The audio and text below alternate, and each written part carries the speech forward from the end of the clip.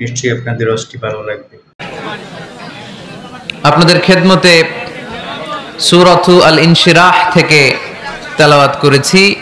এই সূরা থেকে কিছু কথা আজকের এই চমৎকার সন্ধ্যায়, চমৎকার রজনীতে আপনাদের সামনে পেশ করব। আমরা পড়ি ইনশাআল্লাহ। এখন আপনারা যেরকম চুপচাপ নিরিবিলি শেষ পর্যন্ত এরকম থাকবেন। আমার ঘড়িতে এখন বাজে 10টা বেজে 15 মিনিট। কটা পর্যন্ত থাকবেন? সারা রাত। আপনারা থাকেন, আমার একটু যাওয়ার ব্যবস্থা করে দিয়েন এদিক দিয়ে আমার এক্সিট করে দিলে হবে। তো আমরা খুব লম্বা চড়া কথা বলবো না। সূরাতু আল ইনশিরাহ, সূরাতু আল ইনশিরাহ। কোরআনের কোন কোন নুসখায় এই সূরাটাকে বলা হয় সূরাতু আশ-শারহ। কোথাও আশ-শারহ, কোথাও আল ইনশিরাহ। ইনশিরাহ মানে প্রশস্ত করে দেয়া। এমন ভাবে ইসলামের সত্যতাকে আল্লাহ তাআলা আপনার সামনে তুলে ধরবে, ইসলামের জন্য আপনার হৃদয়টা প্রশস্ত হয়ে যাবে। অথবা এই সূরার নাম সূরাতু আশ-শারহ। শারহ মানে কি? কে বলতে পারে দেখি? শারহ মানে কি? হ্যাঁ, ব্যাখ্যা, বিশ্লেষণ। শারহ মানে ব্যাখ্যা করা, বিশ্লেষণ করা। ইসলামটাকে আল্লাহ তাআলা বিশ্বনবীর কাছে এমন ভাবে তুলে ধরেছেন, ইসলামটা বিশ্বনবীর হৃদয়ে একেবারে ক্রিস্টাল ক্লিয়ার হয়ে গিয়েছে, একেবারে ব্যাখ্যা হয়ে গিয়েছে। সুবহানাল্লাহ পড়েন। শারহ দেখবেন অনেক তাফসীরে শারহ আছে, হাদিসে শারহ আছে। যেমন উমদাতুল কারি আলা শারহিল বুখারী, বুখারীর শরহ। তারপর ফাতহুল মুনঈম আলা শারহি মুসলিম, তুহফাতুল আহওয়াজি আলা শারহি তিরমিজি। এই হাদিসের কিতাবগুলো শরহ হয়, ব্যাখ্যা হয়। সো আল্লাহ তাআলা বিশ্বনবীর কাছে এমন ভাবে ইসলামটাকে তুলে ধরেছেন, ইসলামটা বিশ্বনবীর কাছে ক্রিস্টাল ক্লিয়ার। তারাকতুকুম আলা মাহাজ্জাতিন বাইদা, জলজলে সূর্যের মতো ইসলামকে আমাদের কাছে রেখে গিয়েছেন বিশ্বনবী। চিল্লা এখন ঠিক কিনা? আজকে আমরা দেখব কিভাবে এই সূরার মাধ্যমে বিশ্বনবীর হৃদয়টাকে আল্লাহ তাআলা একেবারে পরিচ্ছন্ন করে দিলেন। তো সূরাতুল ইনশিরাহ এটি কোরআনের সূরার ধারাক্রম অনুসারে 94তম সূরা। কততম? আমি প্রশ্ন করলে একটু আওয়াজ করে উত্তর করা লাগবে, পারা যাবে? এই সূরাটা 94তম সূরা। এই সূরাটা মাক্কি সূরা। এই সূরার আয়াত সংখ্যা হচ্ছে 8। আমি প্রশ্ন করি, আপনারা উত্তর দেন। এই সূরাটা কততম সূরা? 94তম সূরা। এই সূরার আয়াত সংখ্যা 8। সূরাটি মাদানী সূরা।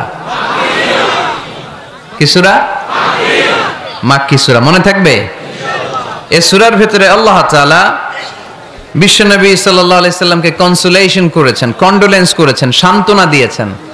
এটা মোটিভেশনাল সূরা, এটা পেইন রিলিভিং সূরা। যাদের অন্তরে ব্যথা, জ্বালা, যন্ত্রণা, যারা কষ্টে জর্জরিত, তাদের জন্য এই সূরার ভিতরে পেইন রিলিভ পিল দিয়ে দিয়েছে কে? আল্লাহ। ইযা ইশতাদ্দাত বিকাল বালওয়া ফাফাক্কির ফি আলাম নাশরাহ ফাউসরুন বাইনা ইউসরাইনি ইযা ফাক্কারতাহু তাফরাহ।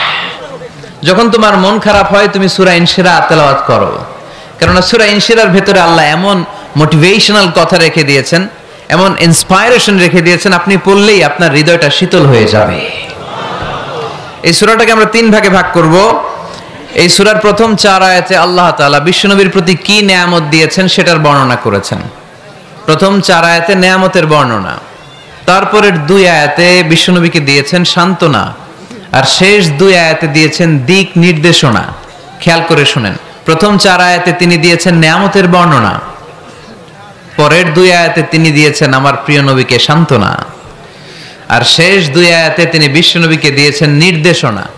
দেখি মনে রাখতে পেরেছেন কিনা? প্রথম 4 আয়াতে নেয়ামতের বর্ণনা, পরের 2 আয়াতে সান্ত্বনা, শেষ 2 আয়াতে দিক নির্দেশনা। তার মানে প্রথম 4 আয়াতে মার্সি এন্ড দ্য বাউন্টিজ, পরের 2 আয়াতে condolence and consolation, and finally শেষ 2 আয়াতে গাইডলাইন।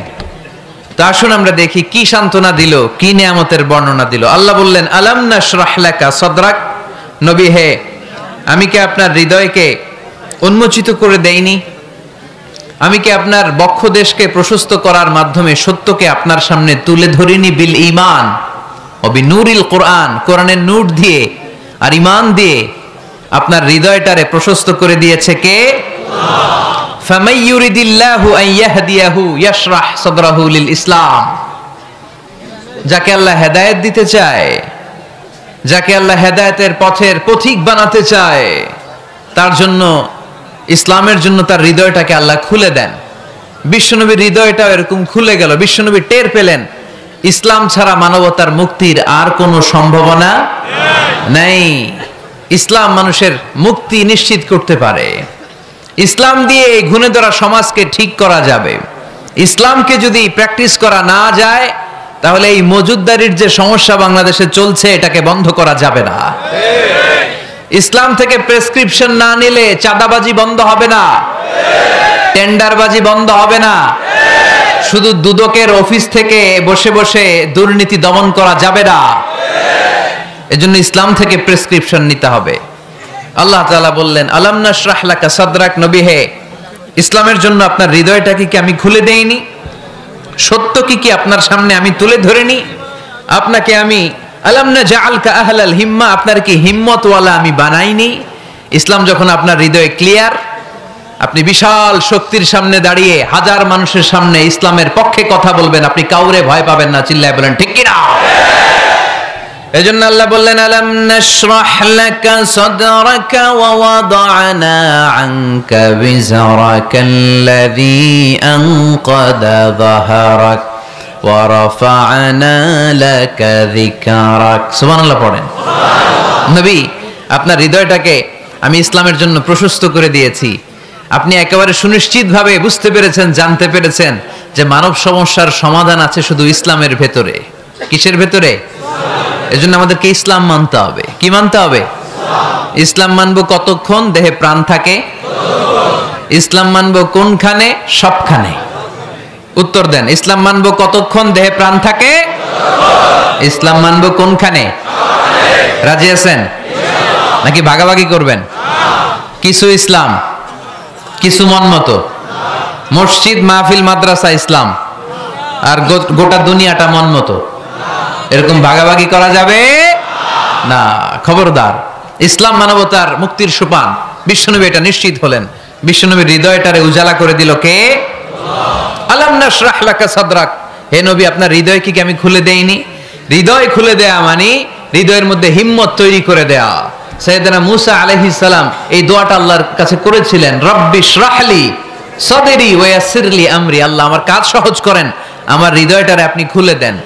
সাইয়েদনা মূসা আলাইহিস সালাম আল্লাহর কাছে চেয়েছেন আল্লাহ যেন হৃদয় খুলে দেয়, কিন্তু আমার নবী চাওয়ার আগেই আমার নবীর হৃদয়টারে খুলে দিয়েছে কে? আল্লাহ।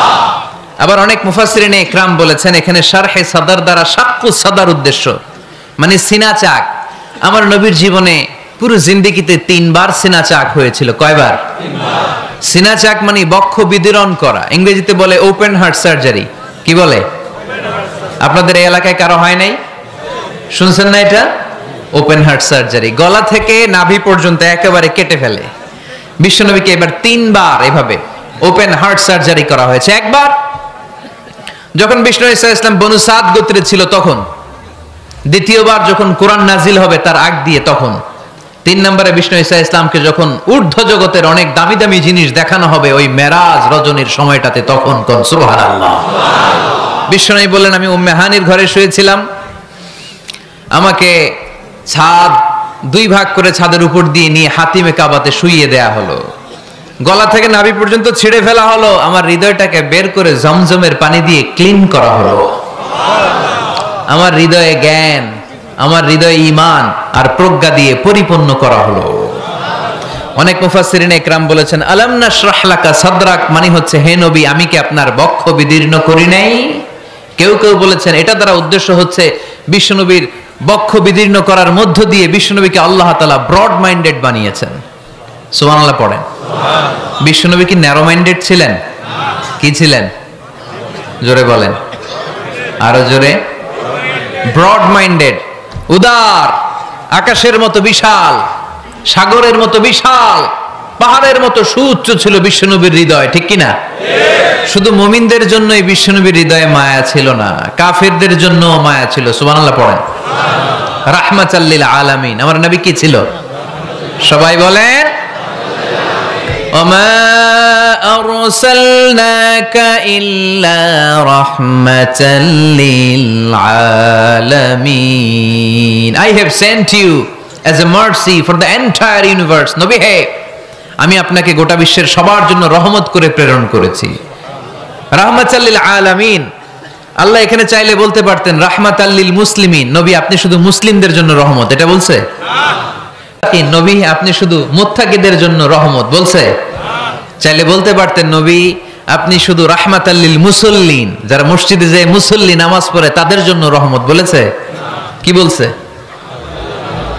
রাহমাতাল লিল আলামিন। I have sent you as a mercy for the entire universe. গোটা বিশ্বের জন্য আপনি রহমত। সুবহানাল্লাহ পড়েন। সবার জন্য রহমত, সবার জন্য হৃদয় দিল দরিয়া। এজন্য তিনি ছিলেন ব্রড মাইন্ডেড, কখনো মানুষের ক্ষতি করতে চাইতেন না। এমনকি যুদ্ধের ময়দানে যেখানে আপনি প্রতিপক্ষকে আঘাত করবেন সেখানেও বিশ্বনবী ক্ষয়ক্ষতিকে মিনিমাইজ করার ট্রাই করতেন। তিনি যখন খায়বার দুর্গে আক্রমণ করবেন তার মিলিটারিকে, বিষ্ণু ঈসা ইসলাম মিলিটারিকে 5 ভাগে ভাগ করতেন। 5 ভাগে ভাগ করতেন। কি কমান্ডার ছিলেন তিনি! এক ভাগের নাম মুকদ্দমাতুল জাইশ, ফ্রন্ট উইং।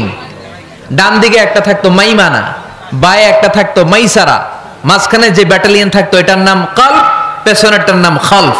সুবহানাল্লাহ পড়ে। এজন্য বিশ্বনবী যখন অ্যাটাক করতেন তখন সবাই বলতো যা আল মুহাম্মদ ওয়াল খামিস, মুহাম্মদ তার 5 উইং এর ব্যাটালিয়ন নিয়ে আমাদের উপর আক্রমণ করেছে। যুদ্ধের ময়দানে তিনি ঘোষণা দিতেন, খবরদার, এই যে ইহুদিদের উপর আক্রমণ করবা, যুদ্ধ করবা, কোন নারীদের গায়ে হাত তুলো না, শিশুর গায়ে হাত তুলো না, বৃদ্ধ বৃদ্ধার গায়ে হাত তুলো না, খ্রিস্টান পাদ্রী বাবা যারা আছে, ফাদার অফ খ্রিস্টিয়ান, পাদ্রীদের গায়ে হাত তুলো না। যুদ্ধ করতে যে গবাদি পশু মেরো না, গাছপালাগুলো ভেঙো না। সুবহানাল্লাহ করতে মনে চায় না? গেছে যুদ্ধ করতে, গেছে কি, কিন্তু ক্ষয়ক্ষতি মিনিমাইজ করার জন্য কি চেষ্টা করতেন! কি রহমতের নবী! সবাইকে সম্মান করতেন, সবাইকে মানুষ হিসেবে দেখতেন। আমরা ভাগ করে ফেলি, আমরা দেখা মাত্রই যদি দেখি মাথায় টুপি আর দাড়ি, তখনই ভাবা শুরু করি এটা কার মুরিদ? ঠিক সরসিনার মুরিদ, না চরমনায়ের মুরিদ, না আটরশির মুরিদ, না অমুক জায়গার মুরিদ। অথবা আমরা বলতে শুরু করি কি জামাত করে, না খেলাফত মজলিস করে, না ইসলামী আন্দোলন করে, না তাবলীগ করে। ভাগাভাগি আছে না নাই? কিন্তু আমরা তাকে মানুষ হিসেবে দেখি না। আগে দেখতে হবে মানুষ। আপনার চোখ দিয়ে যা দেখবেন এগুলো মানুষ, এগুলো সবাই মানুষ। বিশ্বনবী মানুষ হিসেবে সবাইকে ট্রিট করতেন। সাহাবাদেরকে নিয়ে বিশ্বনবী বসে আছেন, একটা লাশ নিয়ে যাওয়া হচ্ছে, লাশ দেখে বিশ্বনবী দাঁড়িয়ে গেলেন। সাহাবারা বললেন ইয়া রাসূলুল্লাহ, আপনি দাঁড়ালেন যে? ইন্নাহু ইয়াহুদি, এটা ইহুদির লাশ। ইন্নাহু ইয়াহুদি, এটা তো ইহুদির লাশ, বসেন। দাঁড়ালেন যে? বিশ্বনবী বললেন আওয়ালাইসাত নাফসান, এটা কি মানুষ না? সুবহানাল্লাহ পড়বেন না? আওয়ালাইসাত নাফসান, হোক না ইহুদি, হোক না খ্রিস্টান, হোক না আস্তিক আর নাস্তিক, এটা কি মানুষ নয়? সে মানুষ। সবার উপরে মানুষ সত্য, তাহার উপরে নাই। মাখলুকাতের মধ্যে সবচাইতে বেশি শ্রেষ্ঠতম হচ্ছে মানুষ। বিশ্বনবী সবাইকে মানুষ হিসেবে ট্রিট করতেন। এজন্য বিশ্বনবী হচ্ছেন সবচেয়ে বেশি ব্রড মাইন্ডেড, মানে খোলা মনের, বড় মনের, দিল দরিয়া, ন্যারো মাইন্ডেড ছিলেন না।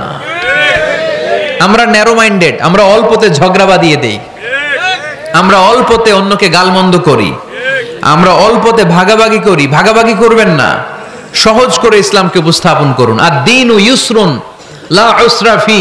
আমার প্রিয় ফরিদপুরের ভাইয়েরা, দিন সহজ, এটার মধ্যে কাঠিন্যতা নাই। আমরা এটারে কঠিন বানাইছি। আমি প্রায় বিভিন্ন মাহফিলে বলি যে আল্লাহ ছাড় দেয় কিন্তু মাওলানা ছাড় দেয় না। আছে না নাই? আল্লাহ ঠিকই ছেড়ে দিয়েছে। মৌলভী ছাড় দেয় না। বিশ্বনবী সাহাবাদেরকে নিয়ে বসা, এক বেদুইন এসে মসজিদের ভিতরে উট ঢুকায় দিছে, মসজিদে নববীতে, আর মসজিদের মাঝখানে বসে পেশাব করা শুরু করে দিছে। আপনাদের এখানে ফরিদপুরের সবচেয়ে বড় মসজিদ কোনটা? কি নাম? এই কেন্দ্রীয় জামে মসজিদের ভিতরে যদি এক হিন্দু ঢুকে পেশাব শুরু করে কি করবেন? হ্যাঁ, ওই কয় কোবাইলাম। তো আবেগে ওরে পিটানো শুরু করবে সবাই। সাহাবারাও তাই শুরু করলেন, মারতে উদ্ধত হলেন। বিশ্বনবী বললেন এই রাখো রাখো, ওরে পেশাব করতে দাও, পেশাব করতে দাও। এর কারণ কেউ যখন ইউরিন পাস করে, স্টুল পাস করে, তখন এটা তাকে ধীরে সুস্থে করতে দিতে হয়। এজন্য টয়লেটে কেউ ঢুকলে জোরে বাড়ি দিবেন না, চাইলে খবর আছে, কাশি দিবেন, যে একটু কাশি দিবেন এরকম, হ্যাঁ, তো এরকম কাশি দিবেন। অথবা পায়চারি করবেন, যদি পায়চারি করেন তাহলে সে বুঝবে সামওয়ান ইজ ওয়েটিং আউটসাইড, সামনে একজন ওয়েটিং করতেছে বাইরে, আমাকে বেরোতে হবে। কিন্তু আপনি যদি ওরা ডাক দেন, কুদ্দুস রে, কুদ্দুস কইবা আমি নাই, কারণ এটা ভয়ঙ্কর একটা বিষয়। আপনি যখন ইউরিন পাস করছেন খুব স্মুথলি করতে হয়, তখন ডাক দিলে পেশাব আটকায় গেলে আপনার ভয়ঙ্কর রোগ হতে পারে। কি ফিলোসোফার ছিলেন, কি বড় ডাক্তার ছিলেন বিশ্বনবী মুহাম্মদ সাল্লাল্লাহু আলাইহি ওয়াসাল্লাম। বিশ্বনবী বললেন, ওরে ডেকো না, কাজ সারতে দাও। ইচ্ছা মতো বেটা পেশাব করার পরে বিশ্বনবী গেলেন, যে বললেন, তুমি যে পেশাব করেছো তুমি কি জানো এই জায়গাটা কি? বেদুইন বলে, না আমি তো জানি না এই জায়গাটা কি। বিশ্বনবী বললেন, এটা আমাদের ইবাদতগাহ, এটা আমাদের কি ইবাদতগাহ। এখানে ঢুকে আমরা আমাদের রবরে ডাকি, আল্লাহরে ডাকি, আমরা নামাজ পড়ি, জিকির করি, তাসবিহ পড়ি, এটা আমাদের ইবাদতগাহ। কাজটা করা তোমার মোটেও ঠিক হয়নি। লোকটা অবাক হয়ে গেল, ঘটনা কি? তাদের ইবাদতগাতে আমি পেশাব করেছি আর আমাকে জামাই আদর, আর আমাকে এত সুন্দর করে বলে যে এটা ইবাদতগাহ। আমাদের ইবাদতগাহের ভিতরে যদি কেউ এরকম করতো, ওরে তো একেবারে সাইজ করে ফেলতাম। সে অবাক হয়ে গেল, সে জিজ্ঞেস করলো, হু আর ইউ, কে আপনি?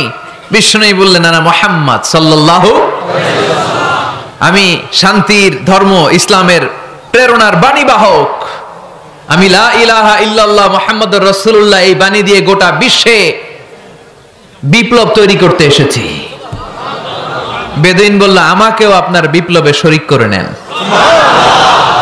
ইসলাম মারামারি কাটাকাটিতে আসে নাই। আপনার ব্রড মাইন্ডেড অ্যাটিটিউড দেখে হিন্দু ভাইরা কালিমা পড়ে মুসলমান হয়ে যাবে।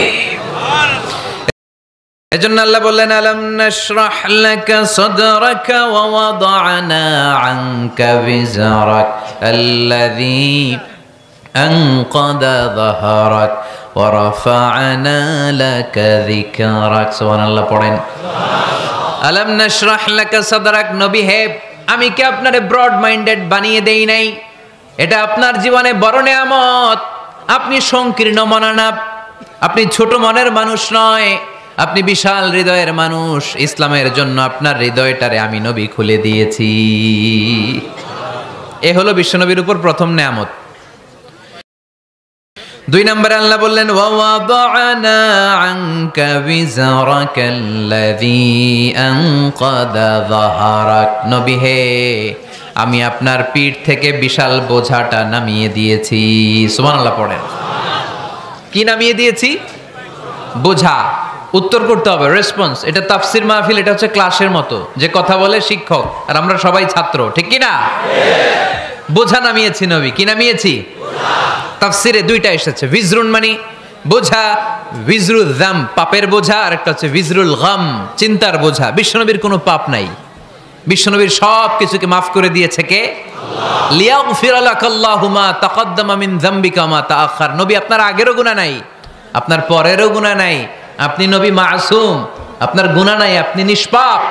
নবীদের গুনাহ হয় না। আহলুস সুন্নাহ ওয়াল জামাআতের আকীদা হচ্ছে নবীরা মাসুম, নবীদের জীবনে কোনো গুনাহ হয় না। চিৎকার করে বলেন ঠিক কি না? ও নবী, ওয়া ওয়াদা'না আনকা বিজরাক, আপনার এই বোঝা আমি নামিয়ে দিয়েছি। বিশ্বনবী ভাবতেন 40 বছর বয়সে আমি নবী হলাম, তার আগে যা করলাম আল্লাহ এটা কি করবে? আল্লাহ বলে, নবী আপনার আগের গুনাহ, পরের গুনাহ, গুনাহ বলতে কিছুই নাই, সবই মাফ, সব মাফ। তারপরেও আমার নবী বলতেন, আল্লাহে লা আস্তাগফিরুল্লাহ ওয়া আতুবু ফিল ইয়াউম আকসার মিন 70 মাররা। আমি এমন নবী যার কোনো গুনাহই নাই, আগের গুনাহও নাই, পরের গুনাহও নাই, তারপরেও আমি নবী প্রতিদিন 70 বারেরও বেশি তওবা আর ইস্তেগফার পড়ি। আমাদের জন্য শিক্ষা। তাহলে আল্লাহ বললেন, ওয়া ওয়াদা'না আনকা বিজরাক, পাপের বোঝা আমি নামিয়ে দিলাম। বিশ্বনবীর কোনো পাপ নাই, পাপ মুক্ত। তাফসিরে 2 নম্বরে এসেছে বিজরুল গাম, চিন্তার বোঝা। বিশ্বনবী সব সময় আমাদেরকে নিয়ে চিন্তা করতেন। কাকে নিয়ে চিন্তা? কথা বলেন। আমাদেরও চিন্তা আছে না নাই? কিসের চিন্তা? হ্যাঁ, টাকার চিন্তা। ফরিদপুরের ভাইদের টাকার চিন্তা। আর কিসের চিন্তা আপনাদের? হ্যাঁ, উম্মতের চিন্তা। মাশাআল্লাহ, এই ভাই উম্মতকে নিয়ে ভাবে। আপনাদের আর কার কি নিয়ে চিন্তা বলেন? পেটের চিন্তা। এদিকে পাওয়া গেছে পেটের চিন্তা, এদিকে বউয়ের চিন্তা, কবরের চিন্তা। আর কিসের চিন্তা? আখিরাতের চিন্তা। তো আমাদেরও চিন্তা আছে, বিশ্বনবীরও চিন্তা ছিল। দুই চিন্তা কি এক? বিশ্বনবীর কাঁধে তো পুরা উম্মার জিম্মাদারি। কিয়ামত পর্যন্ত যারা পৃথিবীতে আসবে সবার জন্য বিশ্বনবী কাঁদতেন। এই আওয়াজ করে কে? এদিকে কি হইছে? ওরে বসায় দেন। বিশ্বনবীর গোটা উম্মা নিয়ে চিন্তা। সব নবীকে আল্লাহ তাআলা একটা করে দোয়া দিয়েছিলেন আর বলেছিলেন, নবী একটা স্পেশাল দোয়া করার সুযোগ তোমাদেরকে দিলাম, ওই দোয়া করলেই কবুল হয়ে যাবে। কিন্তু সুযোগ পাবা জীবনে কয়বার? সবাই বলেন কয়বার? সব নবী কয়টা করে পাইছে? সব নবী তাদের দোয়াগুলো দুনিয়াতেই করে ফেলেছে। বিশ্বনবী বলেন, লিকুল্লি নবিয়্যিন দাওয়া মুস্তাজাবা। এ দুনিয়াতে সব নবীদের একটা করে মুস্তাজাবুদ দাওয়া আছে। আল্লাহ বলেছে, ও নবী একটা করে স্পেশাল দোয়া করার সুযোগ পাবা, দোয়াটা করা মাত্রই কবুল করে নেব। বিশ্বনবী বললেন, এই পৃথিবীর বুকে যত নবী রাসূল দুনিয়ায় এসেছে সব নবীরা তাদের স্পেশাল দোয়া দুনিয়ায় করে ফেলেছে, ইল্লা আনা, কিন্তু আমি করি নাই। বিশ্বনবী বললেন, ওয়া ইন্নী আখতাবিউ দাওয়াতি শাফাআতান লি উম্মতি ইয়াউমাল কিয়ামাহ। আমি আমার স্পেশাল দোয়াটা করি নাই, আমার স্পেশাল দোয়াটা আমি আমার গুনাহগার উম্মতকে বাঁচানোর জন্য কিয়ামত পর্যন্ত রেখে দিয়েছি। আমরা যেদিন বিপদে পড়ে যাব, যেদিন আমার আব্বা আমারে চিনবে না, আমি আমার আব্বারে চিনব না, নেতা তার কর্মীরে চিনবে না, কর্মী নেতারে চিনবে না, ঠিক কি না? পীর সাহেব মুরিদরে চিনবে না, মুরিদ পীর সাহেবরে চিনবে না, স্বামী তার স্ত্রীরে চিনবে না, স্ত্রী তার স্বামীরে চিনবে না। নবী থেকে শুরু করে, অলি থেকে শুরু করে, শহীদ থেকে শুরু করে সবার মুখে একটাই জিকির, ইয়া নাফসি ইয়া নাফসি ইয়া নাফসি। আকাশের সূর্যটা যেদিন মাথার কাছে চলে আসবে, জমিনটা তামার জমিন হয়ে যাবে। সূর্যের তাপে মাথার মগজগুলো ভাতের মাড়ের মতো গলে গলে নাকের ছিদ্র কানের ছিদ্র দিয়ে টপ টপ করে বেয়ে বেয়ে নিচে পড়বে। ওই কঠিন দিনে কেউ কাউরে চিনবে না। বিষ্ণু বললেন, ওই দোয়াটা আমি দুনিয়ায় করি নাই। আমি বদরের যুদ্ধে মার খেয়েছি, উহুদের যুদ্ধে দাঁত ভেঙেছি, আমি না খেয়ে পেটে পাথর বেঁধেছি। আমি যদি ওই দিন দোয়া করতাম, আল্লাহ দোয়া কবুল করে নিত, জান্নাতি খাবার দিয়ে দিত, আমার মায়ের খাওয়া লাগতো না, তায়েফে আমার রক্ত ঝরতো না, দোয়া করলেই কবুল। কিন্তু ওই দোয়াটা আমি দুনিয়ায় করি নাই। ওই দোয়াটা আমার জন্য, আপনার জন্য, আমাদের জন্য বিশ্বনবী জমা রেখে দিয়েছে।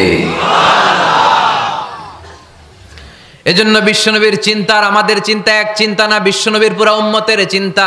কিয়ামত পর্যন্ত যত মানুষ আসবে সবাই আমার উম্মত, না জানি তাদের নসিবে কি হয়ে যায়। এই চিন্তার বোঝা বিশ্বনবীকে কাবু করে ফেলেছিল। আল্লাহ বললেন, নবী নো টেনশন, কোনো টেনশন নাই, আপনার এই চিন্তার বোঝাকে আপনার পিঠ থেকে আমি আল্লাহ নিজ দায়িত্বে সরিয়ে নিলাম। এজন্য আল্লাহ বললেন, আলাম নাশরাহ লাকা সাদরাকা ওয়া ওয়াদা'না আনকা বিজরাক আল্লাযী আনকাদা যাহরাক। যেই চিন্তার বোঝা আপনাকে কষ্ট দেয়, যেই চিন্তার বোঝা আপনারে পেরেশান করে তোলে, আপনার পিঠ থেকে ওই চিন্তার বোঝা নবী আমি সরিয়ে নিলাম। কি দিয়ে সরিয়ে নিল?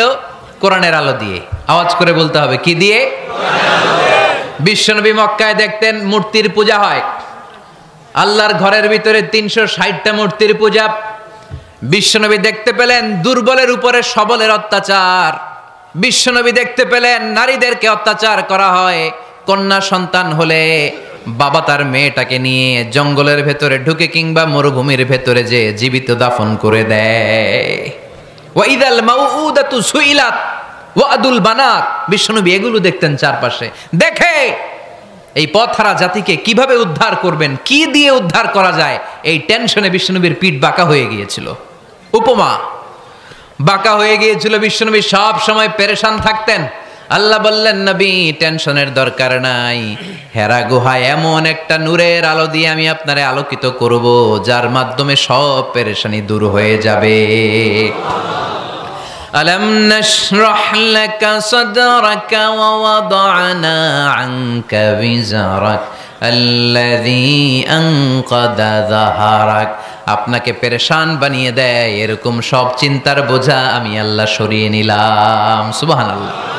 দুইটা নেয়ামত শুনলাম, এবার 3 নম্বরের নেয়ামত আল্লাহ বললেন ওয়া রাফা'না লাকা যিকরাক। এই আয়াতটা মুখস্থ করতে হবে আজকে, আমার সাথে সাথে পড়েন ওয়া রাফা'না লাকা যিকরাক। সবাই বলেন নাই, পড়েন ওয়া রাফা'না লাকা যিকরাক ওয়া রাফা'না লাকা যিকরাক। নবী হে, আপনার সম্মানকে আমি আকাশচুম্বী করেছি। I have dignified your status high and high, the highest peak. আপনার মর্যাদা উঠাতে উঠাতে আকাশ বাতাস ছাপিয়ে সাত আকাশ কাঁপিয়ে আরশের উপরে নিয়ে গিয়েছি।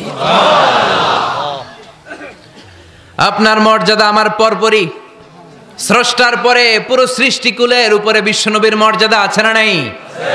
এজন্য আল্লাহ বললেন ওয়া রাফা'না লাকা যিকরাক। ও নবী, আপনার মর্যাদা সম্মান আমি আকাশচুম্বী করেছি। আপনার সুনাম সুখ্যাতি মান মর্যাদা আমি গোটা বিশ্বে ছড়াইয়া দেব। এ আয়াত যখন নাজিল হলো কাফেররা হাসতে শুরু করলো। কাফেররা বলে মোহাম্মদ বেটা বলে কি, ও জানে বাঁচবি কিনা ওইটাই তো সন্দেহ। আমরা যেই ষড়যন্ত্র পাকাচ্ছি ও জানে বাঁচবি কিনা সে এটাই সন্দেহ, তার নাম গোটা বিশ্বে ছড়াবে কি করে আমরা দেখে নেব। আল্লাহ বলেন তোরা আমার নবীর সুনাম সুখ্যাতি ছড়ানোর ব্যাপারে বাধা তৈরি করবি, তোরা আমার নবীর ব্যাপারে অপপ্রচার চালাবি, তোদের অপপ্রচারকেই আমি আমার নবীর প্রচার মাধ্যম বানিয়ে দেব। তোরা করবি অপপ্রচার।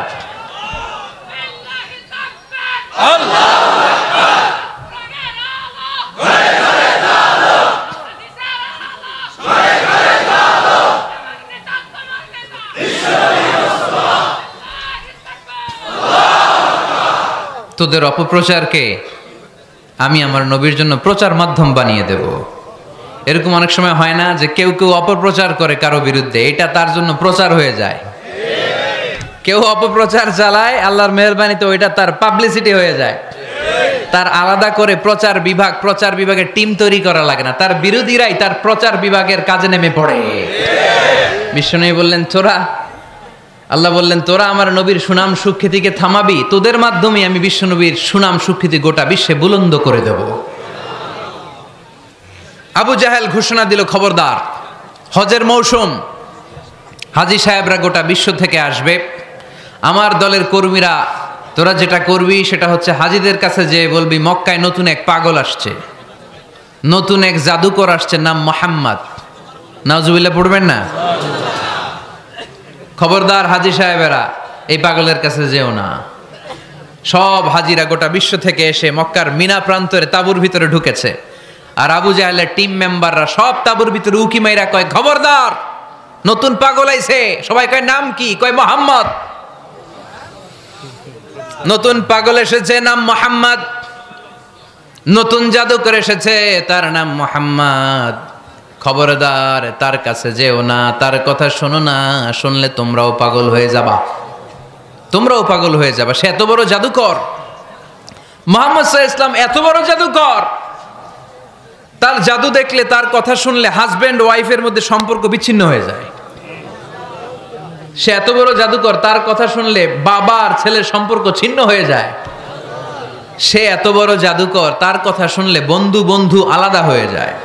খবরদার হাজী সাহেবরা, তোমরা হজ করতে এসেছো করো, জমজমের পানি খাও আর খেজুর নিয়ে যাবা বাড়িতে, কিন্তু মুহাম্মদ সাল্লাল্লাহু আলাইহি ওয়াসাল্লামের কাছে যাওয়া যাবে না। আচ্ছা আপনারা বুঝে শুনে উত্তর দেন। এই যে লক্ষ লক্ষ হাজী মিনার তাঁবুতে বসা, আর আবু জাহেলের লোকটা যে বলল নতুন জাদুকরের নাম মুহাম্মদ, তার কাছে যেও না, এই লক্ষ লক্ষ হাজীরা এর আগে জীবনেও মুহাম্মদ সাল্লাল্লাহু আলাইহি ওয়াসাল্লামের নাম শুনছে? তার মানে মুহাম্মদ সাল্লাল্লাহু আলাইহি ওয়াসাল্লামের নাম তাদের কানে পৌঁছে দেওয়ার দায়িত্ব আবু জাহেল নিজেই নিয়ে নিয়েছে। চিল্লায় এখন ঠিক কি না? অপপ্রচার প্রচার হয়ে গিয়েছে। আর সবাই মনে মনে ভাবে কয় কি এত বড় জাদুকর, হজ করি আর না করি এর না দেখা যাওয়া যাবে না। হজ তাড়াতাড়ি কোন রকম সাইরা এই জাদুকরের কাছে আগে যাব, দেখি কেমন জাদু দেখায়, দেখি কত বড় ম্যাজিশিয়ান, দেখি তো কত বড় পাগলের। কারণ আল ইনসানু হারিসুন আলা মা মুনিআ, মানুষকে যেটা নিষেধ করা হয় বেশি মানুষ এটা করতে চায়। যদি বলি ওদিকে যাবি না, ওর বাপের কিরা ওদিকে যাবে, ও ঠিক কি না? এটা আমাদের স্বভাব, আমাদের খাসলা, আমাদের বৈশিষ্ট্য, যেটা আমাদেরকে নিষেধ করা হয় বেশি ওটা করতে মন চায়। সব হাজিরা মনে মনে ভাবলো আমরা যাব যাব, তোরা যতই বলিস না কেন যাব যাব, হজের পরে অবশ্যই যাব। দেখা গেল হজের পরে বিশ্বনবী মুহাম্মদুর রাসূলুল্লাহ সাল্লাল্লাহু আলাইহি ওয়াসাল্লামের বাড়ির সামনে বিশাল বড় গ্যাদারিং শুরু হয়েছে। সবাই লাইন ধরে দেখা করতে গেছে। দেখা করতে যে বিশ্বনবীর চেহারা দেখে প্রথম নজরেই সব পাগল। চাঁদের চেয়ে সুন্দর তুমি নবী আমার কমলিওয়ালা, চাঁদের চেয়ে সুন্দর তুমি নবী আমার কমলিওয়ালা, দু জাহানের বাদশাহ তুমি প্যারা নবী সাল্লে আলা, দু জাহানের বাদশাহ তুমি প্যারা নবী সাল্লে আলা, চাঁদের চেয়ে সুন্দর